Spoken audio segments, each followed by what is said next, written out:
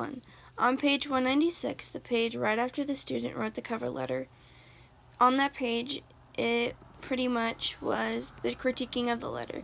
And I would overall say that the student needed to improve with including more detail, because when the teacher that graded it said that the student was too vague and needed to have more detail.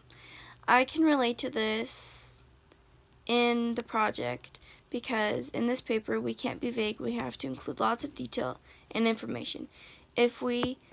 Even if we have to look it up. The more detail you have, the better the reader can picture it, and the paper will be overall better. If you don't include detail and you just give a little information, then the reader will be left with questions on the little detail you gave them. Another connection is to be personal with your paper. Since it's all about you, it should be easy. When writing this, you have to include some personal touches to your paper. You can't just write with no emotion and just write for the grade. In the reading guides, when the teacher was critiquing the student's paper, the teacher also said that the paper needs to be more personal. You can't just write a sentence about yourself and then not explain a sentence in more detail. Another connection is that free writing can help you to generate ideas.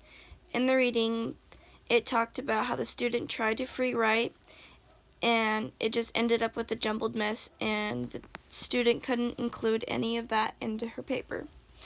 But then the teacher made a comment later in the Giles reading saying that it's okay to have a jumbled free write. Not all free writes will be organized. But if you take that jumbled mess and organize it, you can possibly get an outline from that jumbled writing, which can help with your writing your paper. Question 2, what did I find most difficult? I think being honest with myself is what I found most difficult in the reflection, especially when writing about myself. I guess I never really thought of myself as a writer or having anything to do with writing. I can do this. I can help with this step by being honest in my paper. Who is the single most influential person? I guess I would say my mom, because she's always helped me with writing my papers. She's helped me with spelling and grammar errors. She's like a safety net for my writing. She's always there if I have any questions.